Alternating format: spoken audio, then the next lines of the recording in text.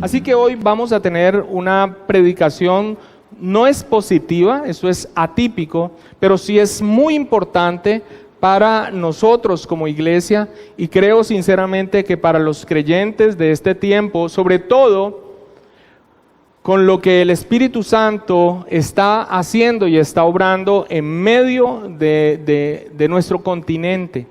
Estamos pasando de un siglo XX, en el caso de Latinoamérica, estamos pasando de 40, 50 años de iglesias de corte carismático, neopentecostal y pentecostal, sin una presencia de la fe bíblica reformada, y hemos visto cómo Dios está inquietando a los creyentes de pasar de los sentires, de pasar de nuevas revelaciones, de pasar de las experiencias místicas, de pasar de las caídas, los gritos, los temblores y todo ese tipo de experiencias entre comillas y entre comillas espirituales, a dar un paso hacia algo realmente que es fundamental para la vida del creyente, y es un estudio profundo de las Escrituras, no a través de lo que terceros le dicen, no a través de lo que aprendieron simplemente de oídas, sino directamente a la palabra del Señor.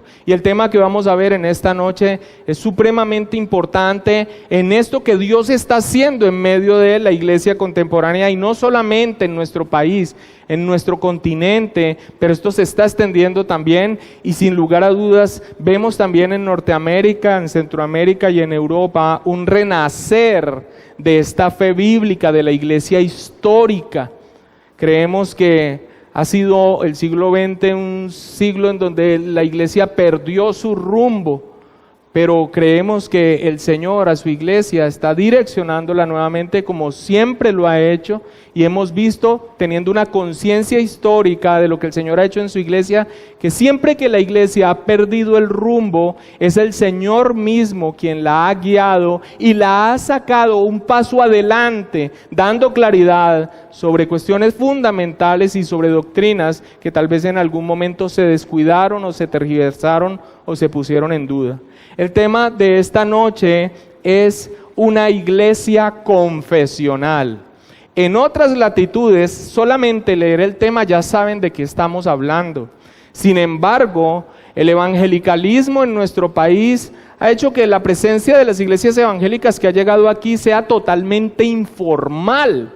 Hablar, por ejemplo, de una iglesia confesional, o hablar de membresía, o hablar de un gobierno de pluralidad de ancianos, o hablar de un gobierno de paridad de ancianos, o hablar por lo menos de las doctrinas de la gracia, son cosas que son ajenas a las personas. Pero vemos que el Señor en su gracia está permitiendo a la iglesia volver a aquellos fundamentos sólidos que nosotros debemos atesorar y que también profesamos. El tema de hoy entonces es la importancia de una iglesia confesional. Leamos por favor 1 Timoteo 3, 14 al 15.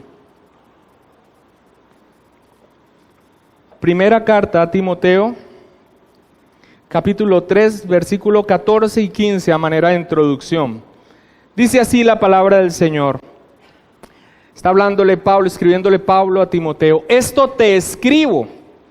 Todas las indicaciones entonces que Pablo le escribió en su carta, en esta primera carta a Timoteo, y el direccionamiento que nos da el contexto, tienen un propósito. Y aquí encontramos parte de este propósito. Esto te escribo, aunque tengo la esperanza de ir pronto a verte, para que si tardo, sepas cómo debes conducirte en la casa de Dios, hablando de la iglesia, que es la iglesia del Dios viviente, allí se confirma, pero mira la expresión que utiliza, la iglesia del Dios viviente, columna y baluarte de la verdad. Columna y baluarte de la verdad. Hermanos, yo estoy seguro que la mayoría de los varones que estamos aquí vivió la un poco traumática experiencia de que la jovencita a la que nosotros estábamos cortejando nos dijera: mi papá quiere hablar contigo. Muy probablemente muchos tuvimos esa experiencia, yo la tuve. En el caso mío, este hombre, este padre de familia, quería saber quién era yo. Él quería saber qué era lo que yo quería. Quería conocerme y quería saber cuáles eran sus intenciones. Pero él también quería dejarme claro, no solamente quería conocerme y cuáles eran mis intenciones, sino que él también quería dejarme claro cuáles eran sus expectativas y cómo veía él la vida y cómo se hacían las cosas en su casa y con los suyos. Nosotros vemos las cosas de esta manera, nosotros esperamos esto de nuestros hijos, estas son las normas que nosotros tenemos establecidas en nuestra casa y para nuestros hijos. Estas son las reglas de nuestro hogar y así vemos las cosas en esta casa.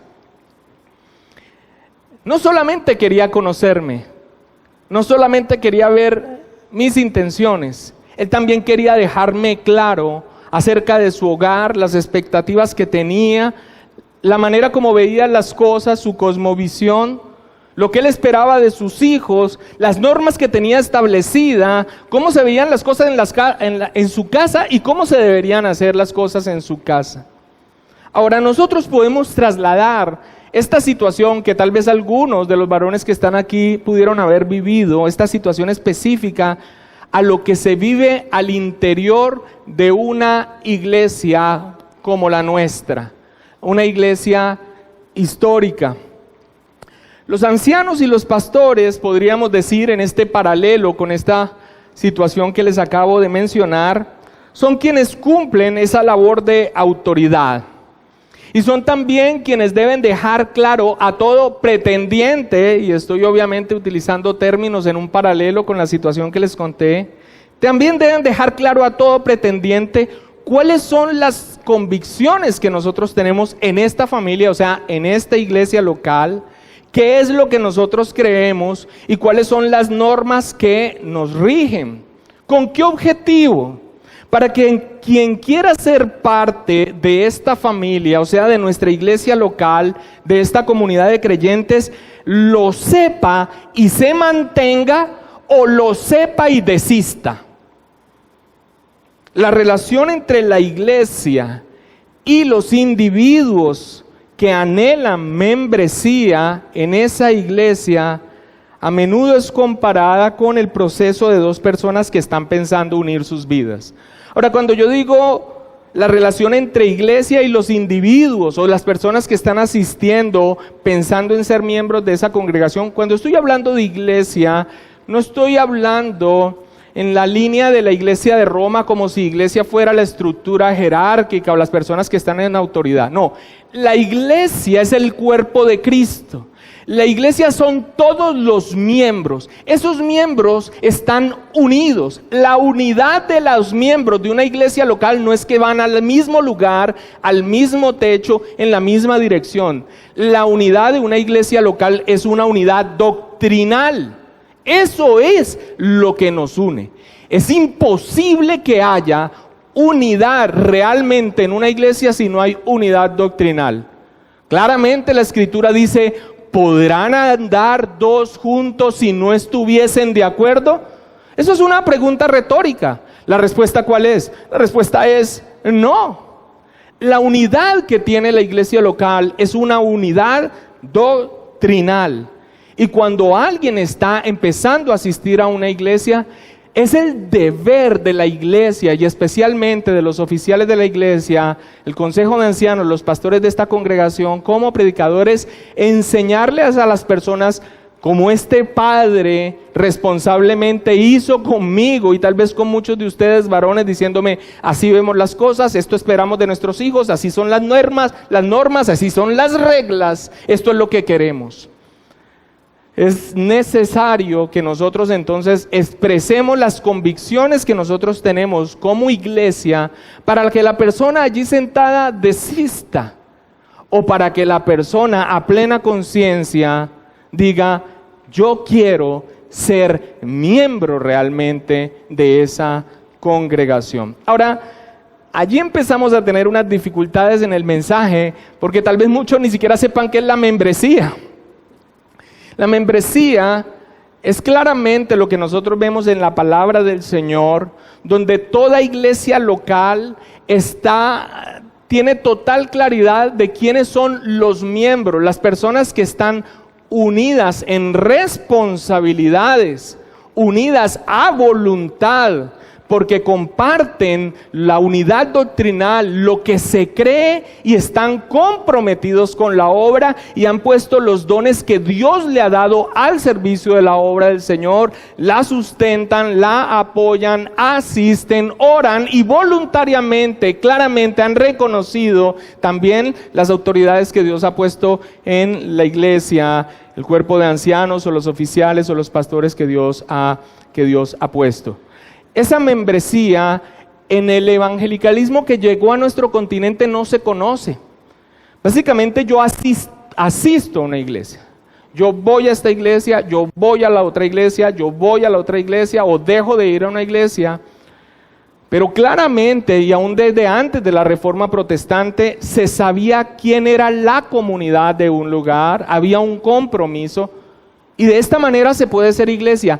No se podría ejercer disciplina eclesiástica, no se podría hacer todo lo que la iglesia está llamado a hacer si no hay una membresía formal. Es tan simple como esto. Si una persona realmente no está unida como miembro formal de una iglesia y se va a hacer un proceso de disciplina eclesiástica, el camino que hoy en día vemos que se toma es muy simple. ¿Cuál? Me voy a otra iglesia.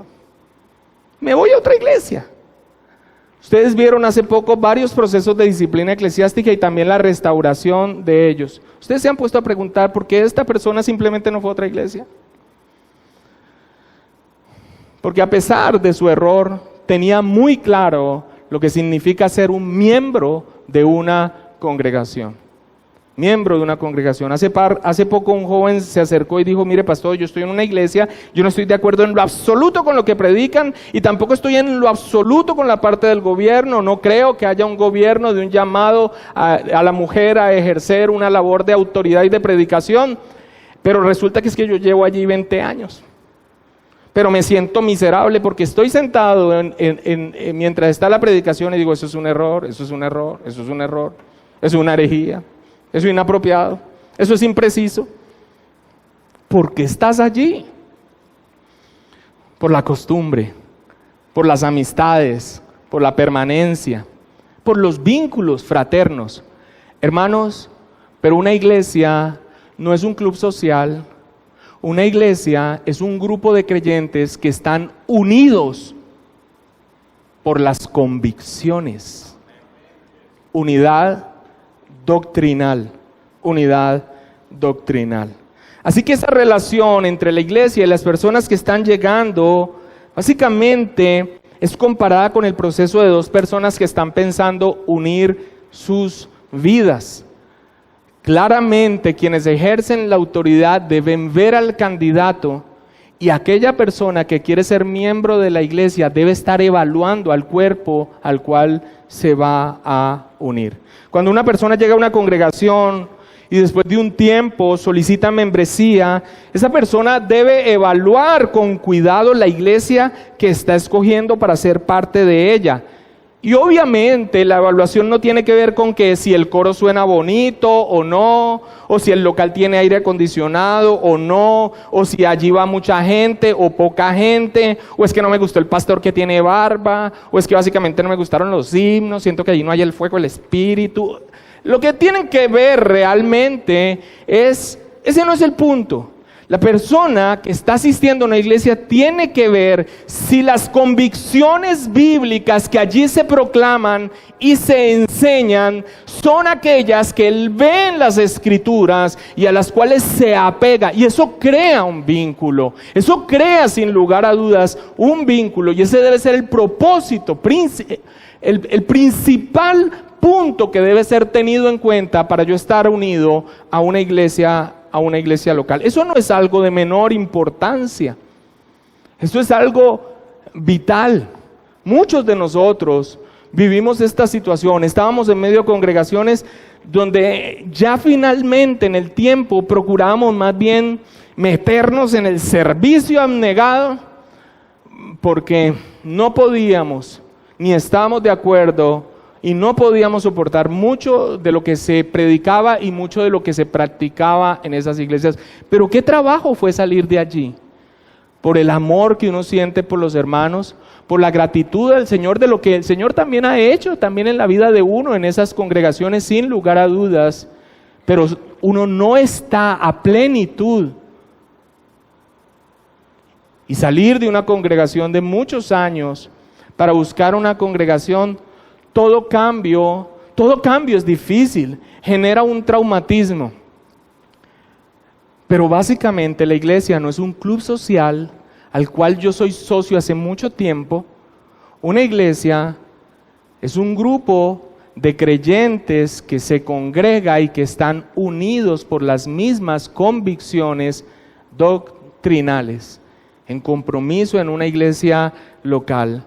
Así que es muy importante, esto no es algo de menor importancia. Eso es lo que tiene que evaluar una persona que está allí sentado, considerando si esta es la iglesia de la cual yo debo ser miembro. Ahora, si la persona que está allí sentado simplemente dice, no, a mí simplemente me gusta ir mucho allá, esa es una iglesia que me gusta mucho, pero hasta allí. Entonces básicamente no ha comprendido qué es ser iglesia. No hay tal cosa como una asistencia eterna y prolongada mes tras mes de una persona que está allí, sabe que lo que se predica es bíblico, sabe claramente de las condiciones morales de los pastores, pero que está allí y no quiere tener compromiso. Eso lo que muestra es o que no está plenamente consciente de qué es la iglesia local, la unidad que en ella hay, y también puede estar mostrando una inmadurez en este sentido. Es mucho más fácil para mí no ser notorio, no adquirir compromisos, no ir vínculos más allá, cuando quiera voy, cuando quiera no voy. Y eso claramente está mostrando que no tiene ni idea de qué es la iglesia del Señor Jesucristo. Ahora, la iglesia también debe evaluar a quién está introduciendo al interior de su vida en comunidad. ¿Quién va a ser miembro? ¿Quién va a ser parte de sí misma? Ahora mi pregunta es, ¿cómo puede esto llevarse a cabo? El proceso de que la persona conozca y el proceso también de que los pastores y los oficiales de la iglesia puedan enseñar cuáles son sus convicciones. Alguien diría con la continua predicación. Y allí se va sabiendo y se van conociendo a las personas. Sin embargo, amados hermanos, ustedes se dan cuenta que la predicación es tan extensa, es tanto lo que se tiene que exponer de las diferentes cartas, que no siempre se puede puntualizar específicamente sobre las doctrinas fundamentales que nosotros tenemos. Y por lo tanto, para lograr ver una unidad doctrinal tendrían que pasar muchos años para que eso se lograra. Es por esto, amados hermanos, que las iglesias históricas han expresado aquellas doctrinas, o sea, enseñanzas fundamentales en documentos teológicos, doctrinales que se expresan las convicciones centrales que tiene la congregación.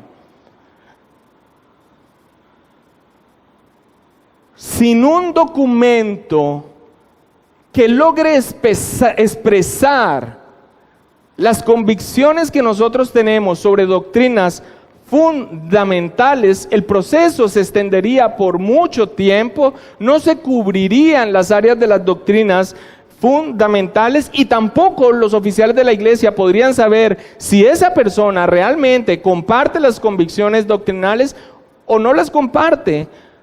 En un caso, para aceptarle como miembro de la iglesia, o tal vez para darle el consejo, el mejor consejo que se le puede dar a una persona que discrepe con las doctrinas que creemos, y es decirle, busca una iglesia en las que tenga las mismas convicciones que tú tienes. Es lo mejor. Lejos de nosotros ir a tirar amenazas de maldiciones con el que se vaya, no. La persona que no tiene las convicciones doctrinales que nosotros confesamos, lo mejor que puede hacer es buscar una iglesia que tenga esas convicciones.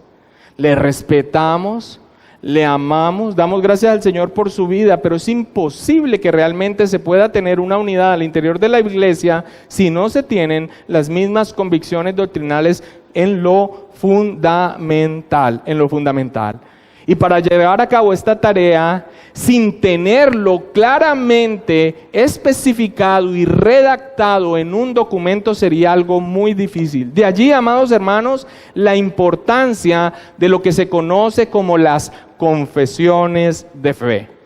Ahora, ¿qué es una confesión de fe? Una confesión de fe es un documento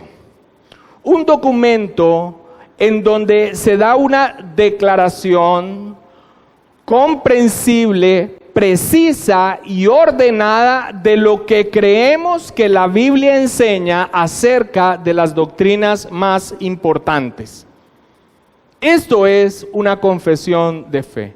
Una confesión de fe es un documento donde está resumido de manera concisa, pero bien clara, lo que nosotros creemos que la Biblia enseña sobre doctrinas importantísimas, sobre doctrinas fundamentales. Esa es una confesión de fe. Y es necesario hacerlo porque hoy en día creo que hay una tergiversación por ahí de una confesión de fe que es más o menos como confiésalo y recíbelo. La palabra de fe. Una novedad que salió hace muy poco y en el que muchos han caído, y claramente no es una enseñanza bíblica. Una confesión de fe es ello. ¿Y qué es una iglesia confesional? Una iglesia confesional es una iglesia que tiene un documento redactado en donde claramente y de manera concisa y comprensible está expresado allí qué es lo que nosotros creemos. Ahora, amados hermanos, esta es una iglesia confesional. Ahora, las iglesias confesionales son iglesias que se adhieren a confesiones de fe históricas. Algunos dicen, o algunas iglesias locales dicen, nosotros queremos redactar nuestra confesión de fe. Ahora, realmente lo hacen de manera precaria y los puntos que logran resumir, básicamente, si tú sientas a alguien que se proclame cristiano con expresiones tan generales, podría decir, oh sí, creemos en lo mismo, pero cuando vas a los detalles de las doctrinas fundamentales te vas a dar cuenta que definitivamente no estás de acuerdo, no estarías de acuerdo. Uno entra a una página de internet de las iglesias y dicen, creemos en la Trinidad. Tiempo atrás esa era la manera de saber si era sana doctrina, ¿no? ¿Es una iglesia trinitaria? Sí, es de sana doctrina. Ahora, ¿quién podría decir, por ejemplo, al día de hoy, que la iglesia de Cash Luna, que son trinitarios, allí se predique sana doctrina? O de Guillermo Maldonado, o de Ana Méndez. ¿Quién? Por lo menos de los que estamos aquí y conocemos la palabra del Señor. ¿Quién podría decir eso? Y son trinitarios. No, amados hermanos, ese no es el punto. Los adventistas son trinitarios y rechazamos profundamente su profesión como cristianos. No, hermanos, las iglesias confesionales se han adherido a confesiones de fe y se han adherido a confesiones de fe históricas que han pasado la prueba de fuego de los años, en donde claramente se ha evaluado una y otra vez los puntos que allí han expresado y han salido bien libradas en cuanto a lo que se declara de ella, que se cree sobre la palabra del Señor. Hay dos confesiones de fe importantísimas para las iglesias reformadas, que son la confesión de fe de Westminster y la confesión de fe de Londres de 1689, la confesión de fe bautista de Londres de 1689. Nuestros hermanos presbiterianos reformados se adhieren a esa confesión de fe histórica de Westminster. Nosotros tenemos una copia de la confesión de fe de Westminster, pero redactada en un par de puntos y algunos detalles que nosotros diferimos de ellos. Y la razón por la que la tomamos como base es porque claramente nuestros antecesores, con las convicciones que nosotros tenemos, querían mostrar la unidad que tenían en cuanto a las doctrinas fundamentales de la Reforma, las doctrinas de la gracia, y discrepando en un par de puntos que muchos de ustedes ya conocen acerca del bautismo de creyentes y del gobierno de la iglesia. Estas son dos confesiones de fe que han pasado la prueba de fuego de los años. Y alguien diría, ¿por qué no entonces elaborar una confesión de fe? Podría hacerlo. Pero en particular estas confesiones de fe fueron hechas por un número grande de personas que representaban a la iglesia con conocimientos profundos en una época tremenda en la Reforma Protestante, donde claramente estaban dando respuesta a todas las enseñanzas torcidas de la iglesia de Roma, y a través de estos documentos sentaban una posición bíblica frente a lo que la falsa iglesia de Roma estaba enseñando. Así que tenemos documentos que han pasado la prueba de fuego de los años y que fueron una tremenda herramienta en la controversia protestante contra la iglesia de Roma, y que resume doctrinas maravillosas de las Escrituras. Cada iglesia estaría en la libertad de tomar esa decisión, pero la verdad, conociendo la formación de muchos, aún de los pastores, y el poco tiempo que le queda al hombre contemporáneo para un estudio profundo, no creo que sacara un documento de la profundidad y del peso de los documentos históricos que nosotros tenemos. Hermanos, yo quisiera que en esta noche algunos de ustedes reflexionaran una vez más, y algunos otros pudieran aprender y entender la importancia de las confesiones de fe y la importancia de ser una iglesia confesional. Una iglesia que se levanta sobre la base sólida de doctrinas fundamentales y que están registradas en documentos que se han mantenido con el paso de los tiempos y que no están al vaivén de las nuevas doctrinas que van apareciendo, y en el que los indoctos se inclinan para un lado y para otro lado, para un lado y para otro lado. ¿Por qué? Porque lo que creemos está expresado claramente, inamovible, porque proviene de la palabra del Señor. Por lo menos, ¿cuántos de los que están aquí sentados tiempo atrás y que hayan aprendido aquí en la congregación tendrán conciencia de que ese falso movimiento apostólico nació nada más en el año 2001, 2002. Y hoy en día es el apóstol. ¡Ay, el apóstol!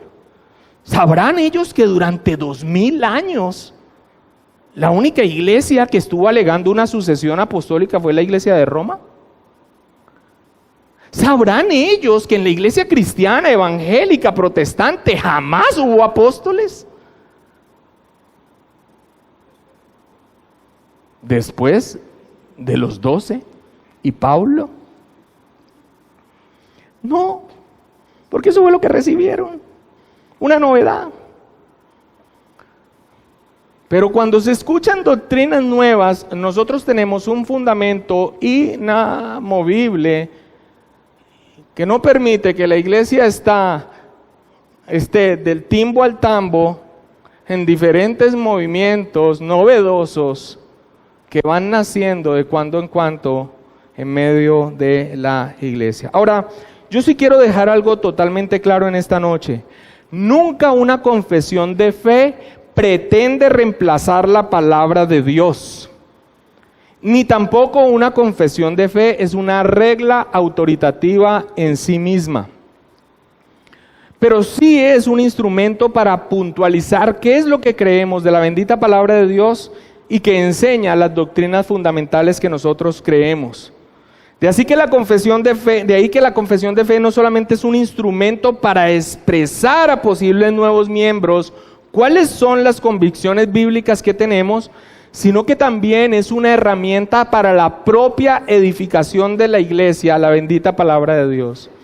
Y esta reflexión sobre la confesionalidad y las iglesias confesionales cae como anillo al dedo cuando vamos a iniciar el próximo mes, vamos a retomar el estudio de la confesión de fe a la cual nosotros nos adherimos iniciando el próximo mes, los días domingo.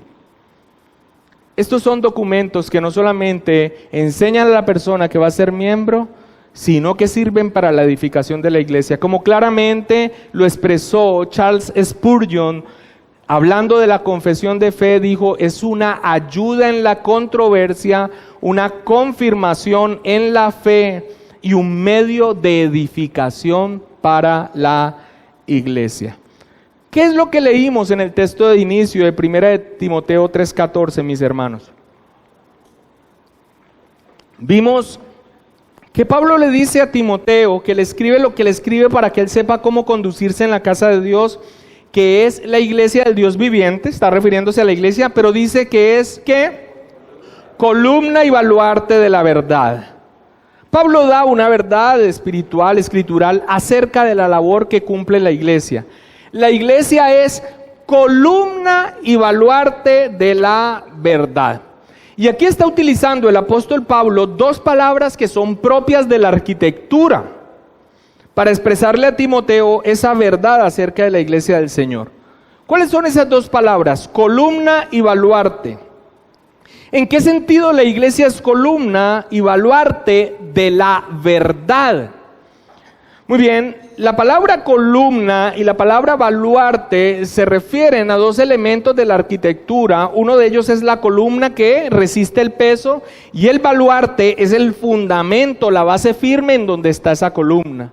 En otras palabras, la iglesia sostiene, mantiene y preserva la verdad del evangelio de la palabra de Dios. La iglesia es columna y baluarte de la verdad. Y yo sé que esto se proclama en todas las iglesias evangélicas. ¿De cuál verdad?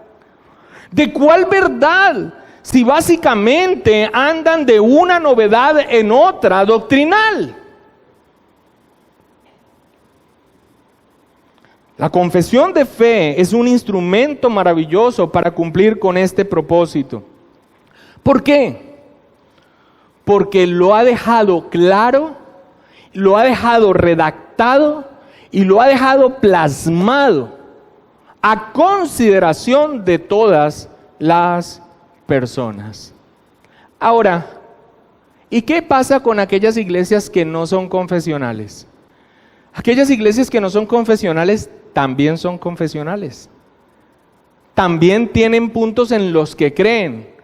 Lo que pasa es que esos puntos no están claramente definidos y por eso se están viendo sujetos a cambios continuamente. Hace poco me encontré con el pastor de la congregación en donde yo también pastoreaba y hablándome sobre situaciones del gobierno me decía, es que iglesias como las nuestras pentecostales. Y yo me quedé mirándolo así y yo le dije, pero si básicamente esta iglesia nació de casa sobre la roca. ¿Cómo así que ahora se identifica como iglesia pentecostal? ¿En qué momento hubo un cambio doctrinal en una iglesia que nació con ciertas convicciones y mutó a otra y ahora muta a otra? ¿En qué momento? ¿Por qué? Porque tienen confesiones de fe en el sentido de que proclaman cosas que creen,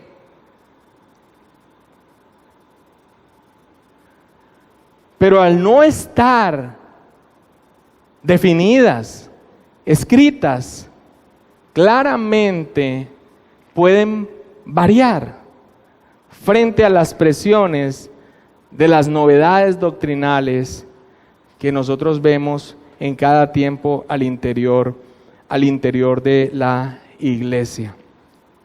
Así que una iglesia también es confesional, así no se adhiera a una confesión de fe, pero por no dejarlo claro y por no tenerlo ellos mismos claros, están cambiando continuamente tras las novedades doctrinales. Ahora, algunas personas cuando se les refiere a la importancia de la confesión de fe dicen lo siguiente, sí, pues mi confesión de fe es la Biblia. Ahora, Cuando alguien dice, yo no me adhiero a una confesión de fe histórica porque mi confesión de fe es la Biblia, lo que nosotros vemos en estas personas es que en cuestiones doctrinales y de práctica no hay nada definido. Se mueven al vaivén, como lo estaba mencionando, de las novedades que van apareciendo. Sus convicciones doctrinales no están definidas. Y mucho más en este tiempo en donde la pereza por el estudio de la palabra de Dios y la resistencia a una educación formal en las Escrituras es un factor común en el creyente promedio. ¿Cuántos de ustedes cuando empezaron a estudiar, por lo menos en esta congregación, teología, no les dijeron, ay no, eso es peligroso estudiar teología? Y de estudiar teología realmente es peligroso. Es peligroso para las congregaciones que quieren que los miembros mantengan un conocimiento muy precario de las Escrituras para su fácil manipulación. Pero cuando una persona crece en el conocimiento de la palabra del Señor, no es fácilmente influenciable, no es fácilmente engañado en cuanto a lo que nosotros creemos realmente de la palabra del Señor. Hoy en día la gente tiene una resistencia a una confesión de fe. La expresión mi confesión de fe es la Biblia, realmente es una expresión que parece muy profunda, pero la verdad es esta. Tú le preguntas a un testigo de Jehová y va a decir lo mismo. Tú le preguntas a un adventista y va a decir lo mismo. Y tú le preguntas a una persona que en el día de hoy cree las cosas que hoy se están creyendo y va a decir exactamente lo mismo. Mi confesión de fe es la Biblia, pero cuando tú entras a hablar con esa persona sobre las doctrinas fundamentales, tú te vas dando cuenta que eso que él está diciendo de mi confesión de fe es la Biblia, tú no vas a tener unidad con ello. No la tienes.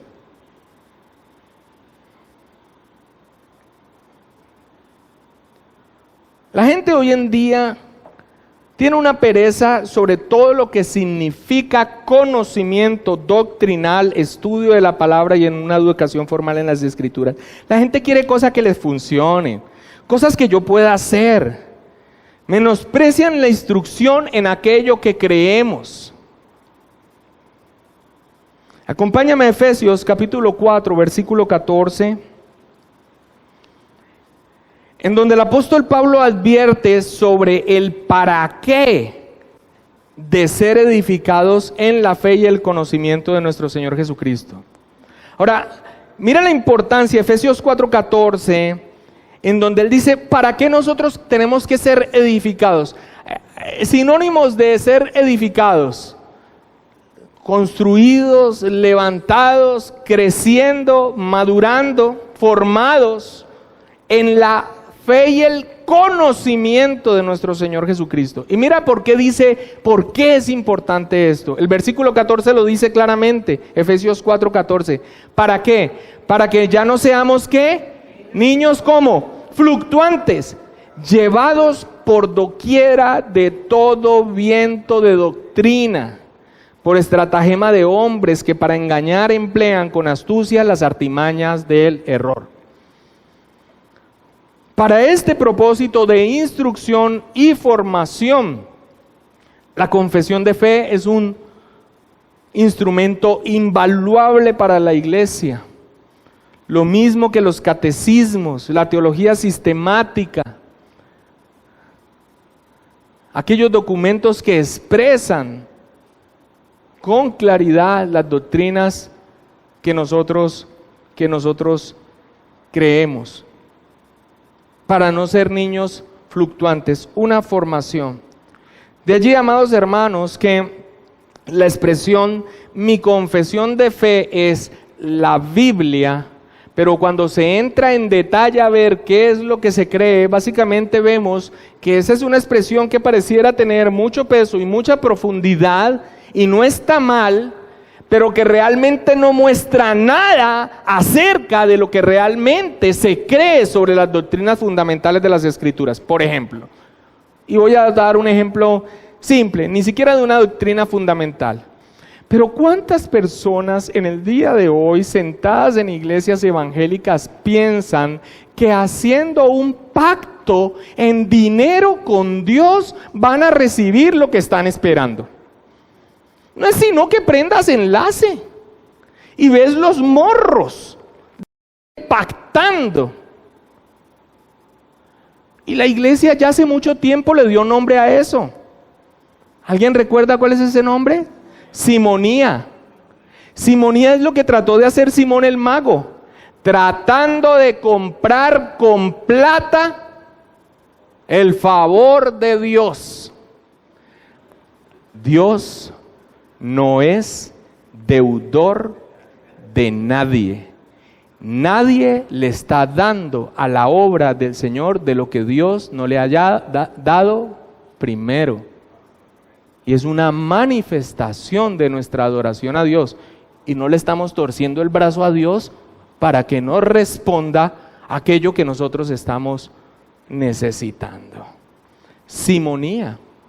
Ahora, he tocado tan solo una cuestión de práctica y de enseñanza, pero eso le puede sumar las maldiciones generacionales, a esas que ni siquiera estoy yendo a cuestiones doctrinales profundas. También le puedes sumar la declaración de poder, la palabra de fe. También le puedes sumar la práctica que ha reemplazado el evangelismo de repite una oración y ya eres salvo y hay fiesta en el cielo. Todos nosotros vivimos este tipo de cosas, todos nosotros. Hermanos, claramente las confesiones de fe, al expresar lo que creemos, tenerlo claramente estipulado, redactado en un documento accesible a todo mundo, puede conocer lo que en esta iglesia se cree y si esta es una iglesia a la cual tú te debes unir porque se tiene una unidad doctrinal. Ahora hay personas que con toda sinceridad dicen, miren, ¿sabe qué, pastor? Yo vengo a aprender, porque yo así como de saber, no, ok, maravilloso. ¿Para qué más dijimos que la confesión de fe es útil? Para la enseñanza de la iglesia. Y si en la enseñanza de la iglesia alguien ve a su conciencia que lo que se enseña no lo comparte, mal haríamos nosotros con amenazarlo de maldiciones generacionales si se va. No, hermano, váyase, busque una iglesia con sus convicciones. ¿Para qué retenerlo? ¿Por el apoyo económico que da la iglesia? ¿Porque se llenan más bancas? No. Un ejemplo histórico de cómo detrás de la expresión muy loable, mi confesión de fe es la Biblia, se puede mostrar o esconder los más torcidos errores, es el que nosotros tenemos en el siglo IV con un hombre llamado Arrio. Arrio era el presbítero, el pastor de una iglesia en Alejandría, y cuando la iglesia en el mundo conocido le preguntó acerca de cuáles eran sus ideas acerca de la divinidad de Cristo, Arrio profesó con vehemencia que creía en la Biblia y se declaraba dispuesto para adoptar como suyo todo el lenguaje que las Escrituras enseñaran concerniente a la persona de Cristo. Y todo el tiempo respondía de la misma manera. Y claramente sabían que había un grave problema de herejía en lo que él decía, pero él decía lo mismo. Yo creo en la Biblia y yo me apego a todo el lenguaje de lo que dice la Biblia. Yo creo en la Biblia, yo me apego a todo lo que el lenguaje cree. Y no había manera hasta que las personas, la iglesia y los representantes de la iglesia hicieron lo siguiente. Redactaron lo que ellos creían sobre la persona de Cristo que la Biblia enseñaba. Y cuando lo redactaron y se lo presentaron a él, y él lo leyó, dijo, claramente yo no creo en nada de esto. Si te das cuenta cómo la expresión mi confesión de fe es la Biblia, puede parecer que hay una cierta unidad y que estamos de acuerdo en algo, pero que cuando tú vas a lo profundo, muy probablemente te vas a dar cuenta que hay enormes diferencias. Ahora, con lo de Arrio es grave, Porque cuando esto se les expresó y él negó, entonces él tuvo que decir específicamente sus convicciones que según él y según pensaba él que la Biblia decía de la persona de Cristo, enseñaba a la iglesia. Y eran estas: Dios Padre en cierto momento creó al Hijo. Y antes de ese tiempo el Hijo no existía, ni tampoco el Espíritu Santo, sino solo el Padre. Por lo tanto, él negaba que Jesucristo fuera Dios, negaba la eternidad del Hijo y negaba la eternidad del Espíritu Santo. ¡Qué belleza! Una lindura. Sin embargo, expresaba vehementemente: creo en la Biblia y estoy plenamente dispuesto a adoptar como mío todo el lenguaje de lo que las Escrituras dicen concernientes a la persona de Cristo. Una confesión de nuestra lealtad a la Biblia no es suficiente. Y más, amados hermanos, cuando las negaciones más radicales de la verdad bíblica coexisten con un profesado reconocimiento de que la Biblia es verdad. Pregúntele a un testigo de Jehová si él cree que la Biblia es verdad. ¿Qué le va a decir? Que sí, y que en ello cree. Y cuando le vas a preguntar qué es lo que cree, te vas a dar cuenta claramente que no le puedes siquiera decir cristiano a esa persona. ¿Tú crees que la Biblia es la verdad? Le podríamos preguntar a un unitario, a un testigo de Jehová, a un adventista, incluso un mormón, y te diría sin dudarlo: por supuesto que la Biblia es veraz y es la palabra de Dios.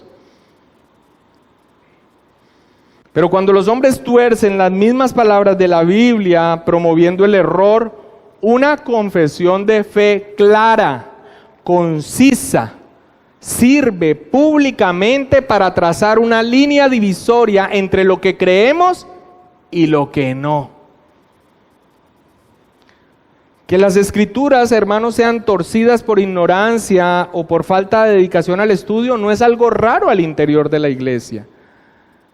Es por esto, amados hermanos, que las iglesias históricas, confesionales, son iglesias sólidas doctrinalmente, frente al continuo error que se presenta al interior de la iglesia, y más en estos tiempos donde se tiene una animadversión por el estudio de la palabra del Señor. ¿O en qué se han convertido los sermones de hoy en día? Motivacionales, empresariales, de liderazgo, para mostrarte básicamente que vos sos lo último. Abren un texto, abren un versículo, nunca más se expone realmente lo que el texto dice. Ahora, desde el principio y desde la fundación de la iglesia esto se ha presentado. Segunda de Pedro 3:15, por favor, vamos avanzando.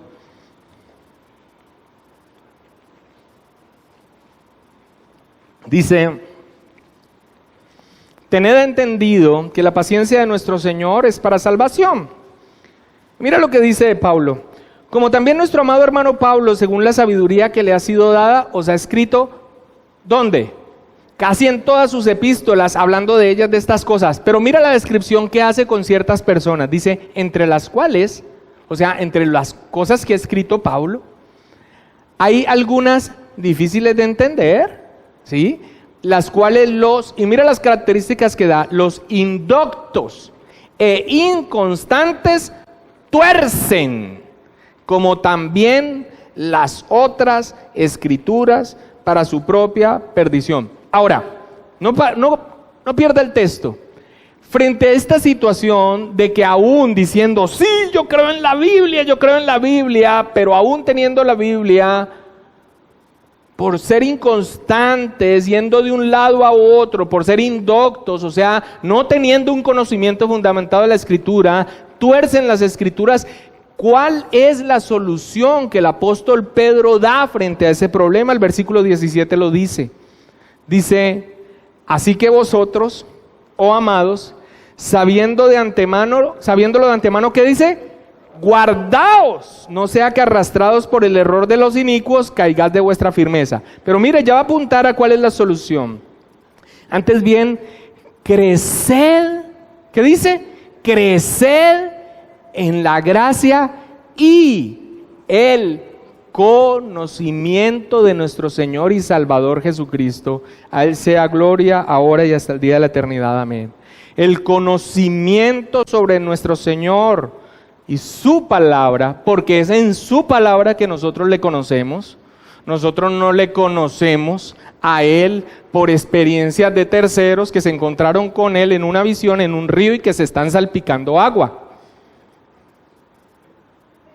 Nosotros le conocemos, ustedes saben que es verdad lo que les estoy diciendo, ¿o no? Nosotros le conocemos, ¿cómo le conocemos? Por su bendita palabra, y tenemos una relación real que va más allá del simple conocimiento de una verdad, sino que el conocimiento, el asentimiento y la confianza en esa verdad que nos muestra la Escritura marca una relación de intimidad y personal con nuestro Señor Jesucristo. Así le conocemos. Pero la resistencia al estudio, la resistencia a la doctrina, la resistencia a profundizar sobre las doctrinas fundamentales y la resistencia a tener un documento donde deje claro qué es lo que creemos, porque necesitamos la libertad de conciencia de todos los que están. Ellos verán en qué creen. Sí, la persona verá en qué cree con respecto a las Escrituras. Pero una vez tome una posición sobre lo que cree con respecto a las Escrituras, si ésta difiere de la iglesia local en donde se está congregando, habrá amistad, habrá cariño, habrá afecto, habrá camaradería, pero no habrá la unidad que la Escritura habla, una unidad doctrinal.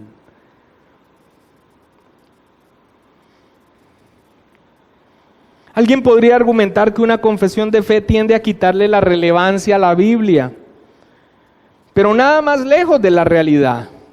No es sino leer las primeras palabras consignadas en la Confesión de Fe Bautista de Londres de 1689, que es la confesión de fe a la que nosotros nos adherimos. Por ejemplo, aquellos que dicen, una confesión de fe le quita relevancia a la Biblia. Mira lo que dice exactamente el primer capítulo de las Sagradas Escrituras, el punto número 1. Las Sagradas Escrituras constituyen la única regla suficiente, segura e infalible de todo conocimiento, fe y obediencia salvadores. Así arranca. No nos aleja, no reemplaza, no sustituye la bendita palabra de Dios.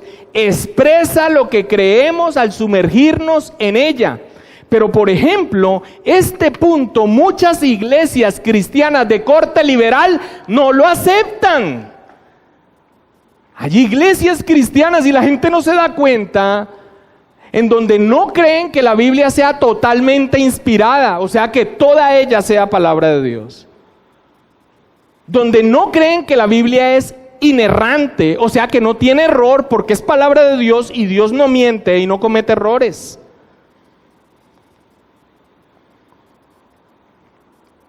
Por ejemplo, no, pero yo sí creo eso, pastor.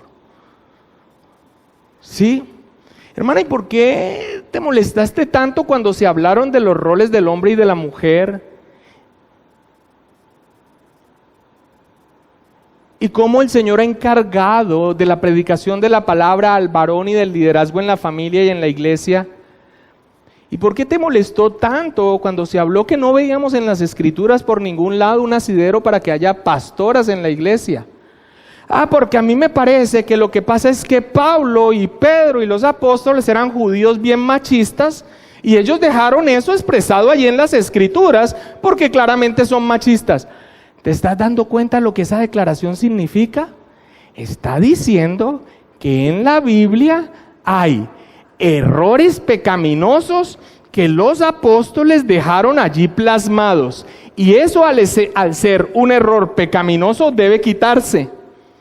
Ese es el mismo argumento que utilizan los homosexuales para decir que la condenación sobre el homosexualismo y echarse con otro varón es simplemente una posición retrógrada de un pueblo antiguo, pastoril, de hace más de 2000 años, pero que la humanidad ya superó esa situación y ya está muy por encima de ese tipo de pensamientos arcaicos. ¿Te estás dando cuenta la importancia de que nosotros no solamente tengamos claro lo que creemos, sino que esté expresado de manera clara y concisa en un documento que expresa las verdades fundamentales que nosotros creemos? A mí me gusta cuando las prédicas son cortas porque realmente son largas. Qué pena con ustedes. Pero la importancia de este tema para una iglesia confesional y ser expuesto es de este nivel. Te amamos mucho y nos agrada que estés aquí. Pero debes conocer nuestras convicciones para que des un paso hacia unirte en membresía a esta iglesia, o para que busques una congregación donde tengan tus convicciones y te unas a ellos. Porque no habrá una unidad real si la unidad no es doctrinal. Amados hermanos, nosotros sabemos que hoy se escucha en medio de las iglesias cosas que son de miedo, una perversión de la palabra de Dios que claramente es fruto de no tener claro qué es lo que se cree y de estar expuesto a las novedades doctrinales. La unción de la leche, un rito de la prosperidad, ungimiento de billeteras con harina para prosperidad, y los más torpes, chicles ungidos para sanar, hacer un hueco para enterrar la miseria y predicar desde allí. Jehová Junior, pastores disfrazados de superhéroes para la predicación, transferir la unción con los pies. Y simplemente estoy dando esas cosas que son como notorias y chabacanas, pero a las que muchas personas y posiblemente muchos sinceros creyentes están todavía regidos bajo una superficialidad, buscando la novedad, buscando la experiencia, buscando que me llenen con un toque, buscando que se me resuelva el problema con una administración, buscando qué es lo que viene y me dice el profeta que viene de Cumbayá y que me dice exactamente qué es lo que me va a pasar en la vida. Te daré las naciones. Eso son ganas de viajar. Te daré las naciones, son ganas de viajar. Todos queríamos que nos dijeran, te daré las naciones. Y no le predicamos ni a la mamá. No le predicamos ni al vecino. ¿Para qué las naciones si no le predicas a tu hermano que está ahí al lado, a tu familiar, a tu papá, a tu mamá, a tu tío, a tu vecino, que te hace la vida imposible? La cuestión es la siguiente, amados hermanos. En medio de una iglesia infantil y superficial que tiene 1 kilómetro de extensión y 1 centímetro de profundidad, tener claro las convicciones de lo que se cree de la palabra del Señor y claramente a la luz de cualquiera que las pueda examinar para identificarse o para diferir de ellos, es un acto responsable que la iglesia debe tener.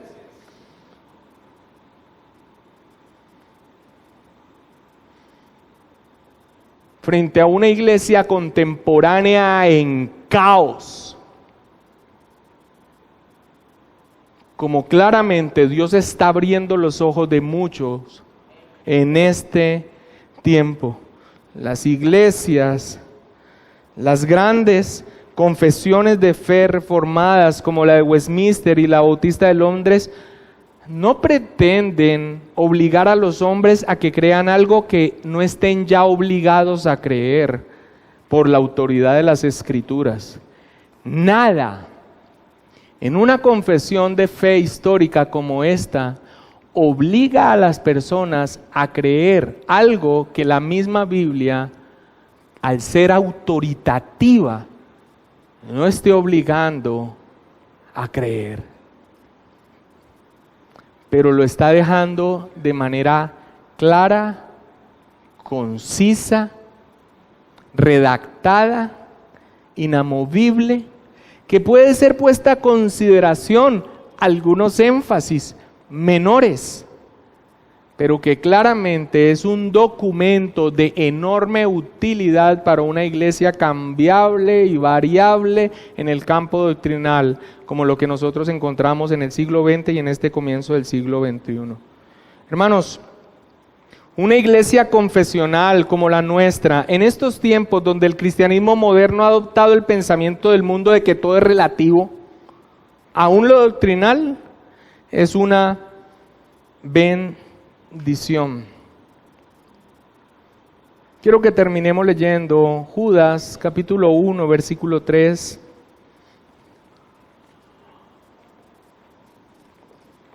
Y con esto, amados hermanos, obviamente no he pretendido dar un respaldo vehemente a la confesionalidad.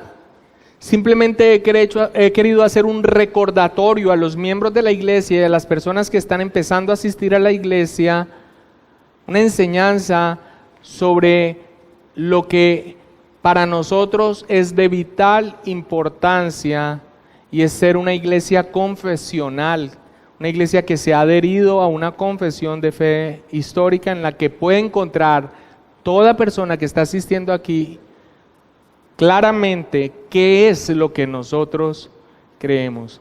Y si Dios da largas generaciones a esta congregación, y si quienes están al frente y los miembros se mantienen fieles, muy probablemente con el paso de los tiempos encontrarán que nuestras convicciones siguen siendo las mismas, fundamentados sobre la doctrina de los apóstoles, claros en las doctrinas fundamentales.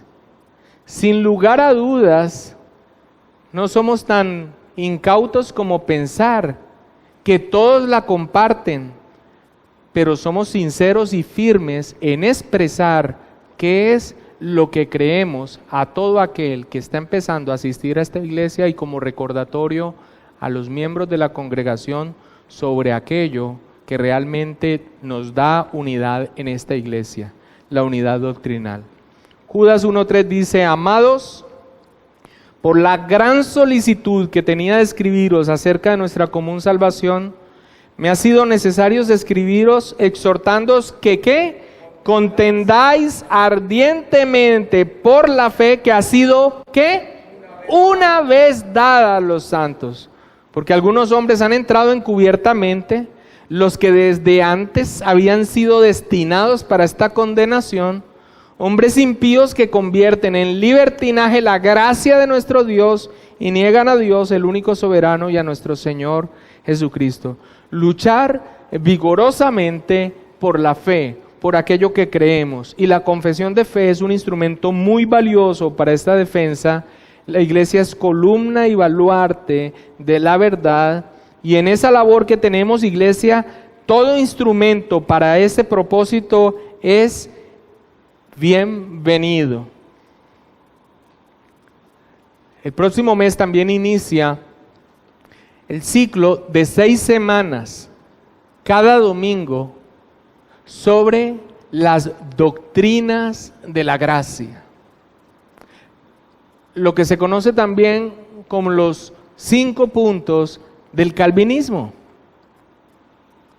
fundamentales para nosotros. Toda persona que está asistiendo aquí, así que considere que la predicación es muy bíblica y que agrade mucho, debe conocer estas doctrinas que son fundamentales en cuanto a la salvación, el estado del hombre, la obra redentora,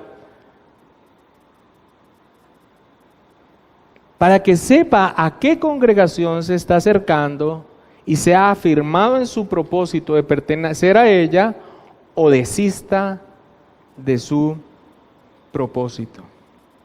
Alguien escribió: las armas que son ofensivas para nuestros enemigos no deberían permitirse que se oxidaran. Muchas personas se ofenden ante la expresión de una iglesia cuando claramente se muestra como confesional. ¿Por qué? ¿Por la claridad de nuestras convicciones? ¿Por la firmeza de nuestras convicciones? ¿Porque queremos ser claros con las personas que se están acercando para que sean animados o desanimados en su propósito de pertenecer a esta congregación al conocer las convicciones doctrinales que tenemos? No, yo creo que toda iglesia debería hacer ello. Padre, te damos gracias, amado Rey,